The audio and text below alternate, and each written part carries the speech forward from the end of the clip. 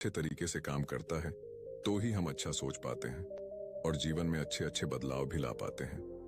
और जीवन में अगर आपको बड़े फैसले लेने हैं, मुश्किल हालातों से निपटना होता है, तो हमें मानसिक रूप से मजबूत होना बहुत ज्यादा जरूरी होता है। जरूरी नहीं कि आपकी जिंदगी में हर पल अच्छा ही होता रहे और आप तभी खुश रहें।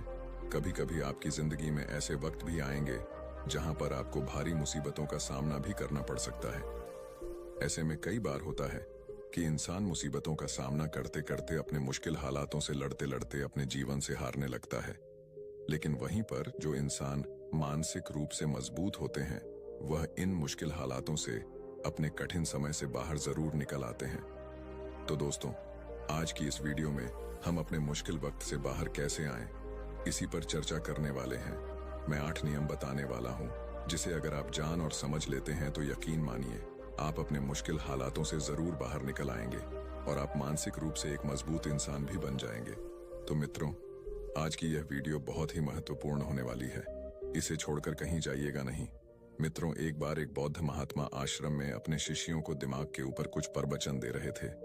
गुरु कह रहे थे कि इंसान के मस्तिष्क के विचार कभी अच्छे होते हैं तो कभी बुरे होते हैं। अच्छे विचार जब उसके दिमाग में जन्म लेते हैं तो वह अच्छी और कल्याणकारी बातें सोचता है, लेकिन वहीं पर अगर बुरे और गलत भावनाएं जन्म लेती हैं तो उससे उसका पतन होता है। तभी उन्हीं में से एक राजवंत नाम का शिष्य खड़ा होता है और गुरु से पूछता है कि गुरुवर, क्या कुछ ऐसा तरीका आप बता सकते हैं जिससे कि हम अपने मस्तिष्क को मजबूत और ताकतवर बना सकते हैं, खुद को मानसिक रूप से मजबूत बना सके। गुरु कहते हैं कि अवश्य मैं बताऊंगा, लेकिन उससे पहले मैं कुछ बातें मन पर बता रहा हूं जिसे तुम लोग ध्यान पूर्वक सुनना। तभी जाकर के हम बताएंगे कि मानसिक रूप से मजबूत कैसे बने। तभी तुम सब इस बात को बड़ी ही आसानी से समझ पाओगे। गुरु कहते हैं कि जब भी हम कुछ सोचते हैं तो सबसे पहले वह विचार हमारे मस्तिष्क में जन्म लेते हैं और उसी के अनुरूप हमारा पूरा शरीर कार्य करने लगता है। मान लो कि आप कुछ दुख भरी बातें सोचते हैं तो आप बिल्कुल शिथिल होते चले जाते हैं, आपके शरीर की ऊर्जा कम होने लगती है।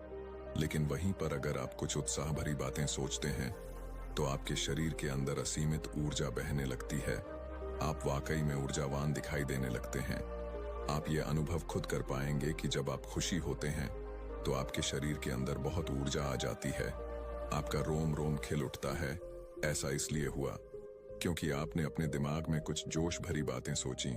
शरीर तो वही है आपका, लेकिन जब आप दुखी होते हैं तो आपका शरीर बिल्कुल ऊर्जा विहीन हो जाता है। लेकिन जब आपके विचार जोश भरे वाले होते हैं तो आपका शरीर खिल उठता है। यानी हमारा शरीर किस तरीके से काम करेगा, यह सब हमारे मस्तिष्क में उत्पन्न हो रहे विचारों पर निर्भर करता है। अब तुम सबको मेरी बातें बहुत ही अच्छे तरीके से समझ में आएंगी। अब हम बताने जा रहे हैं कि मानसिक रूप से हम मजबूत कैसे बने। गुरु कहते हैं कि मैं तुम सबको 8 तरीका बताऊंगा। अगर आप उन 8 तरीकों को अपने दिमाग में लाते हैं, वैसा ही सोचते हैं, तो यकीन मानिए आपका शरीर भी वैसा ही काम करने लगेगा। जैसा कि मैं पहले बता चुका हूं कि जब आप दुखी होते हैं तो आपका शरीर ऊर्जा विहीन होने लगता है, लेकिन जब आप खुश होते हैं, आपके दिमाग में अच्छा विचार आया और आप खुश हो गए तो आपके शरीर में अच्छी ऊर्जा बहने लगती है।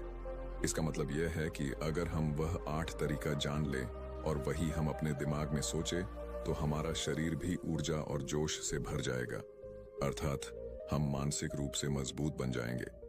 और वास्तव में जब आप मानसिक रूप से मजबूत बन जाएंगे तो आप मुश्किल हालातों का सामना बड़ी ही आसानी से कर लेंगे।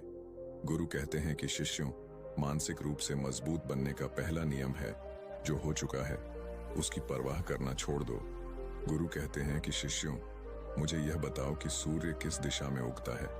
तो सभी शिष्यों ने एक साथ जवाब दिया कि गुरुजी, सूर्य पूर्व दिशा से निकलता है। फिर गुरुजी ने कहा कि अगर मैं यह कहूं कि सूर्य पश्चिम दिशा से निकले तो क्या वह निकलेगा? सभी शिष्य कहते हैं कि बिल्कुल नहीं गुरुवर, सूर्य तो पूर्व दिशा से ही निकलेगा, हम उसके स्थान को, उसके जगह को बदल नहीं सकते हैं।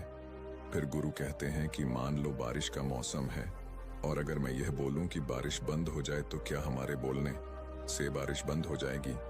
शिष्य कहते हैं कि नहीं गुरुवर, वह तो मौसम में बदलाव की वजह से होगा। जब मौसम में बदलाव होगा तो बारिश बंद हो जाएगी।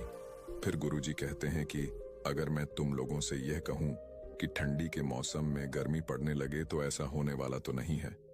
शिष्य कहते हैं, गुरुवर आप ठीक कह रहे हैं, ये कभी नहीं हो सकता कि ठंडी के मौसम में गर्मी पड़े और गर्मी के मौसम में ठंडी पड़ने लगे। ये मौसम तो प्रकृति पर निर्भर करता है, जो कि हमारे बस में नहीं है।